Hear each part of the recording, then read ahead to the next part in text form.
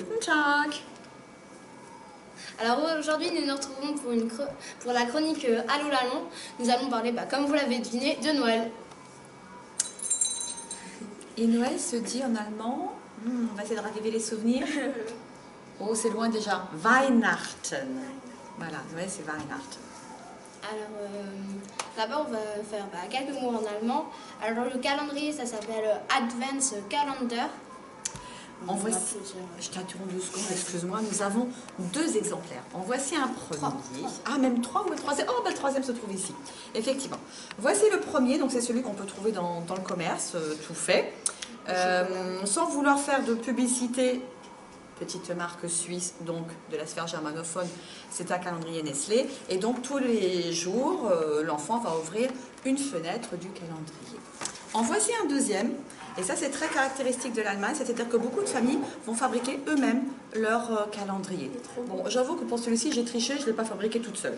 Mais voilà. Et donc, en fait, les parents vont décider de mettre ce qu'ils veulent dedans. Petit exemple. Tadam! Et voici notre troisième exemplaire. Troisième. Alors là, c'est pas avec du chocolat, c'est avec des produits de beauté, en fait. Petite variante. Mais c'est vrai que c'est une possibilité, on peut mettre dans ces petites pochettes tout ce qu'on veut. Donc aux parents de choisir comment ils veulent remplir le calendrier. On peut l'ouvrir ou pas maintenant la casse-tête parce que j'ai toujours pas ouvert en fait. Ah bah fais-toi plaisir, excuse-moi. Allez, je prends. Et du partage, j'espère. Je sais pas ce que c'est donc on verra bien. Non, je veux bien qu'on partage. Ouais, mais peut-être la garder pour moi aussi. Pour les pieds. Il y a marqué crème pied possible. C'est vrai? Bon, d'accord. Voilà, c'est une crème pour les pieds. Alors, si on enchaînait avec les autres traditions de la période de l'Avent. Au fait, c'est quoi la période de l'Avent? Tu peux nous rappeler, Noémie, ce que c'est? Il y a combien de semaines? Il y en a 4. Ouais, donc il y a 4 semaines qui précèdent Noël. C'est ça, donc c'est une période dans laquelle on prépare les fêtes et puis voilà, et puis il faut patienter, donc on fait plein de choses pour patienter, comme par exemple le calendrier de l'Avent. Et puis on fait aussi une couronne avec en fait une couronne avec 4 bougies. 4 bougies, mais aussi une couronne de paille. Enfin pas de paille, d'herbe. C'est une couronne de sapin. où il y a sapin. 4 Voilà, bougies. sapin. Merci. Donc c'est des sapins, c'est une couronne de sapin avec 4 bougies dessus et chaque dimanche de la semaine, on va en allumer une. Donc on va allumer une bougie supplémentaire Voilà. au fil des dimanches. Et ça s'appelle Adventskranz. Kranz. Adventskranz. Oui, c'est juste. Et il se trouve que donc, les familles allemandes en général ont une couronne de ce type à la maison. Et le dimanche après-midi, quand elles reçoivent les amis, la famille, elles proposent des biscuits de Noël qu'on appelle Weihnachtsplätzchen. J'en ai dissimulé un dans le mug. Qu'on a fait aussi, je le précise, dans la vidéo cuisine avec Maïné, donc la chronique cuisine, on a fait avec Madame Boningue et le chef des petits biscuits de allemands. C'est ça, qu'on appelle des Bredel. Allemand ou alsacien d'ailleurs. Voilà. Voici le seul rescapé. C'est des petits sablés en fait. J'ai réussi à le sauver. Qui va bientôt mourir. Voilà. Voilà. Et donc Là, c'est entre autres ce type de biscuits qu'on va déguster le dimanche après-midi. On appelle ça donc Weihnachtsplätzchen, donc des biscuits faits maison. Et pour la petite histoire, ce mug nous vient du marché de Noël de Bonn. Il faut savoir que le marché de Noël, c'est une tradition allemande aussi. Et beaucoup de gens vont donc se rendre sur ces marchés pour déguster du vin chaud. Donc, j'ose à peine vous dire que j'ai dégusté du vin chaud dans ce mug.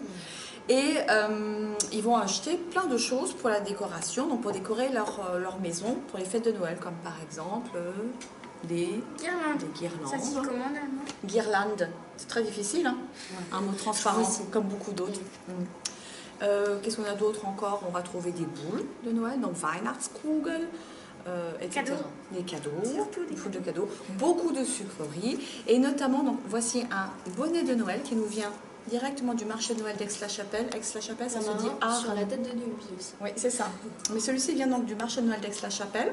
C'est Aachen en allemand. Et dessus, on peut voir un petit bonhomme de pain d'épices. C'est le symbole même de ce marché-là. Et ce pain d'épices, c'est la spécialité de la ville d'Aix-la-Chapelle. Ça s'appelle des Printen. Et les Allemands sont très friands de pain d'épices. Donc sur les marchés de Noël, vous allez trouver plein de pain d'épices, de petits sujets en pâte d'amande, etc. Et aussi, est-ce qu'il y a des traditions autres de ce qu'on a dit en Allemagne? À part ça, déjà il y a un point très très important, c'est qu'en Allemagne il y a 2 jours fériés, le 25 et le 26. D'accord.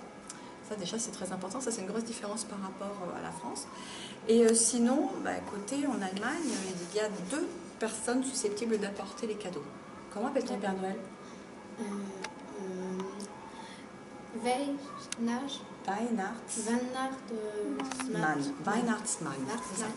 Weihnachtsmann. Ça c'est donc l'un des premiers, enfin c'est l'un des deux personnages, et puis le deuxième c'est das Christkind. Voilà, donc C'est un petit ange. Oui c'est ça, il est représenté par un petit ange. Alors c'est comme le Père Noël, c'est-à-dire qu'il va se déplacer dans les airs avec un traîneau, mais il ne passe pas par la cheminée, il passe par la fenêtre. Voilà. Et il est représenté effectivement, comme tu le disais, en général par un ange ou alors une petite fille ou jeune fille, cheveux blonds, bouclés, etc. Ah oui, c'est ça. Donc ça dépend des familles. Ça sera ou la tradition du Weihnachtsmann ou bien le Christkind. Sinon, par exemple, un sapin de Noël, etc. D'accord. Et est-ce que... le jour de Noël, tu veux dire? Alors, il faut savoir que les Allemands sont moins attachés au repas de Noël que nous, Français. Mais dans beaucoup de familles, on va déguster une noix rôtie avec du chou rouge. Donc, vous voyez, rien à voir avec ce qui peut se faire chez nous. Voilà. Pas de bûche de Noël non plus. Et est-ce qu'il y a des cadeaux traditionnels en Allemagne qui déposent le Père Noël ou l'ange, comme on l'a dit, au pied du sapin, qu'on n'en aurait pas en France en fait?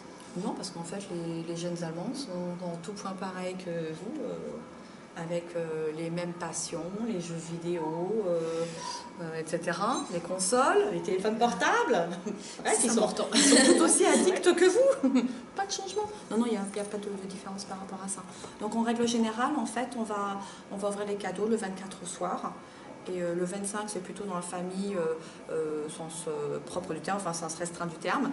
Et puis le 26, on va voir les grands-parents, les tontons, les tatas, etc. Oui, souvent quand même. Voilà. Si ce n'est qu'encore une fois, chez nous, le 26 n'est pas férié. Chez eux, il l'est. D'accord. Bon, c'est la fin de la vidéo. J'espère que vous l'avez aimé. Et n'oubliez pas de vous abonner, de liker et de laisser un petit commentaire. Frohe Weihnachten! Frohe Weihnachten! Ce qui veut dire Joyeux Noël!